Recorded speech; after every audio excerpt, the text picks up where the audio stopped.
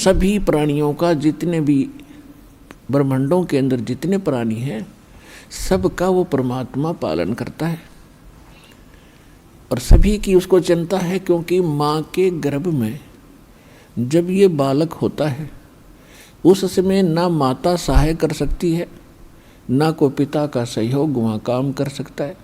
तो वहाँ पालन कौन करता आपका? वहाँ आपका सुरक्षा करने वाला कौन था?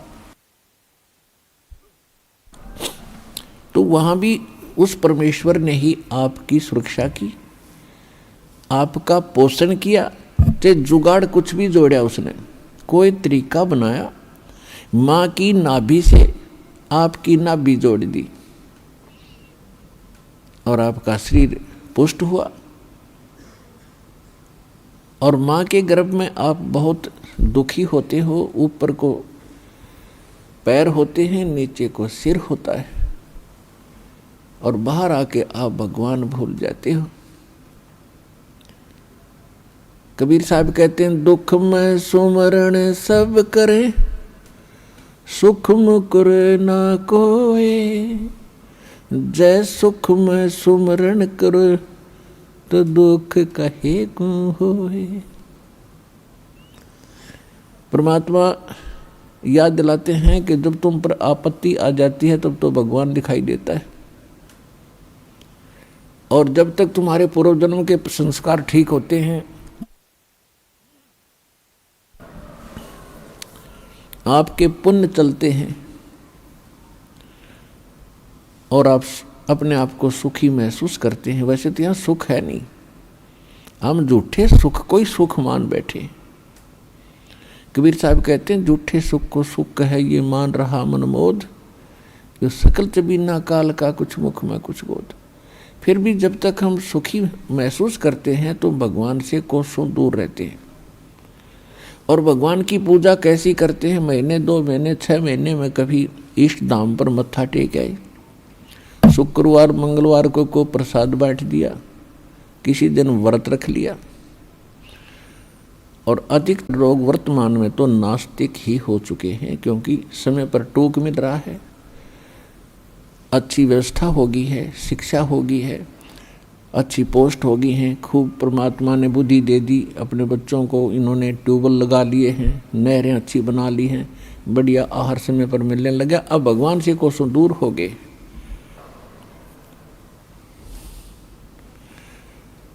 और भूल गए उन दुखों को। परमात्मा कहते हैं, इसे सुख के आग लगे जो भगवान ते दूर करे। परमात्मा कहते हैं, सुख के माथे पत्थर पड़ो जो नाम हृदय ते जावे, और बलिहारी व दुख के जो पल पल नाम रटावे। पुराने समय में हमारे पूर्वज बताया करते थे बुजुर्ग, कि वर्षा ना होती थी, भगवान को याद किया करते थे। कोई भी दुख आता था, भगवान को बैठकर याद करते थे, हमारी आपदाएं टला करती थी। और अब भगवान 100 कोस दूर हो गया। अब तो बिजली याद रहती है, बिजली ना ही ट्यूबवेल चलाऊं, वो भगवान याद नहीं आता। तो परमात्मा कहते, ऐसा सुख बाढ़ में पड़ो जिससे भगवान की भूल पड़े। तो सत्संग में आने से फिर हमें याद होता है कि भगवान की कितनी आवश्यकता है। तो सत्संग में आने से फिर सुखी भी भगवान की भक्ति करेंगे। यदि दुखी व्यक्ति भक्ति करते हैं तो सुख देता है परमात्मा, उसका गुण है। और यदि सुख में ही भक्ति करते रहें तो दुख ना हो। और मूल काम मनुष्य जीवन का भक्ति ही करना था, वो हम भूल चुके थे। तो इसका ज्ञान संत और परमात्मा ही दिलाते हैं, सतगुरु दिलाते हैं। सतगुरु का बहुत अभाव हो गया, और सत्संग सुन सुन कर इंसान बहरे हो गए। इन नकली संतों के अटपट खटिन, उनको बात का पता नहीं, कोई कख इनको पास नहीं। श्रद्धालु उनके ऊपर ड्योट होकर के, समर्पित होकर के अपना जीवन नाश कर गए। इतना बिगाड़ दिया धार्मिक इस मार्ग को। अब सेट करना दास के लिए कितना कठिन हो रहा है।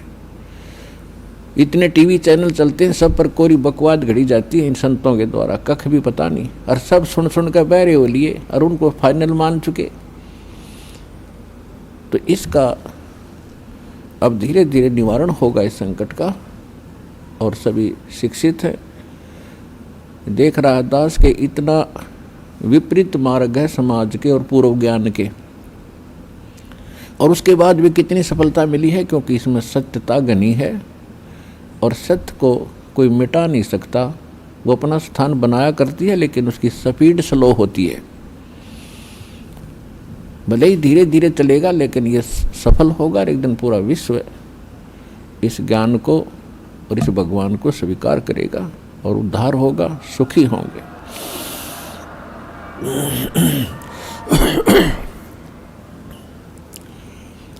तो प्रसंग चल रहा है कि जब ये भगवान के दरबार में पहुंच जाता है तब इसको सारी बात याद आती है।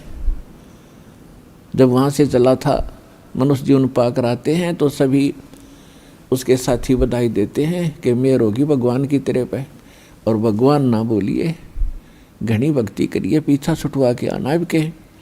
तो वहाँ से हम भी बहुत खुश होते हैं कि परमात्मा अब को और काम मैं नहीं करूँ, आपको याद करूँगा, और आप जो मस्तिष्क में लिखा वो तो आप देते ही देते हो।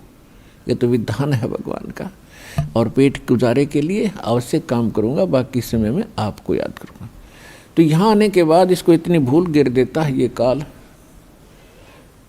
कि ये पिछला सब भूल जाता है और नए सिरे से इसकी पढ़ाई शुरू होती है। ये तेरा चाचा या तेरी चाची, ये तेरा मामा, ये तेरा बुआ, तेरी बुआ, और इस तरह से फिर इसको पढ़ा करके ये सांसारिक ये मंत्र, माया कैसे इकट्ठी करनी चाहिए, बड़ी कोठी बना ले बड़ी इज्जत हो जाएगी, तो ये नए मंत्र सिखाए जाते हैं इसको।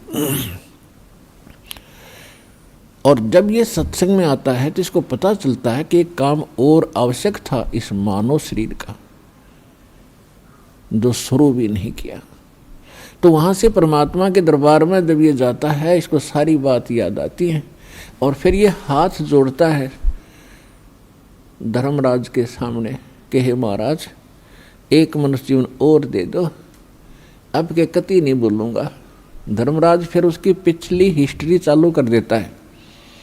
असंख्य जन्म हो गए, हमने मानव शरीर प्राप्त किया, इनमें बकवादों में खोया, और वहाँ जाके फिर इनमें रोया। तो वो उसकी थोड़ी सी क्लिप दिखा देता है कि ले, तू तो झूठा बहुत है, और पहले भी ऐसे प्रॉमिस तूने किए थे, एक पूरा नहीं किया। उसकी पिछली फिल्म चला देता, देख इस जन्म में मनुष्य जीवन मिला, क्या कह रहा है तू, और क्या कर रहा है जाके नीचे, और आके फिर क्या कह रहा है, एक जन्म और दे दो, फिर दूसरा, फिर तीसरा। 1 मिनट के अंदर उसको हजारों मनुष्य जन्म दिखा देता है कि गधे तू ऐसी बकवास करता है, यहाँ का तेरी समझ में आ जाती है, वहाँ तू सुनता नहीं, भाग यहाँ से। उसको गधे की योनि में ठोक दिया जाता है। तो पुण्यात्माओं, ये गॉड गिवन स्पिरिचुअल नॉलेज है। अब वो शंका भी समाप्त होगी है, कोई यूँ का किसने देखा है, भगवान ने बताया करके ये। और इसमें भी कोई यूँ कहे कि किसने देखा देखी जाएगी, तो वो तो नालायक आदमी, पत्थर है, इंसान नहीं, वो शैतान है। कहते हैं जब माँ के गर्भ में तू रो रहा था, परमात्मा ने तेरी पुकार सुनी और ठीक ठाक तेरा शरीर बाहर कर दिया, और बाहर आके अब तू भूल गया। कहते उस समर्थ की रीज भुलाई, अब कुल कुटुंब से राता, गर्भ के अंदर बचन भरे थे, कहाँ गई वो बाता। परमात्मा कितने प्यार से समझाना चाहते हैं कि भूल गए उन दिनों को। उस समर्थ की रीझ छुपाई, उस परमात्मा ने तेरे ऊपर रहम किया, खुश हुए और तेरे को मनुष्य जीवन देकर माँ के गर्भ से संकट से बाहर निकाला। नहीं तो बहुत से बच्चे गर्भ में मर जाते, माँ भी मर जाती साथ में। उसकी मेहर से ही तुम ठीक ठाक यहाँ बाहर जन्म लेते हो। और आज भूल गया उन भगवान की उन बातों को कि गर्भ के अंदर बचन भरे थे, कहाँ गई वो बातें।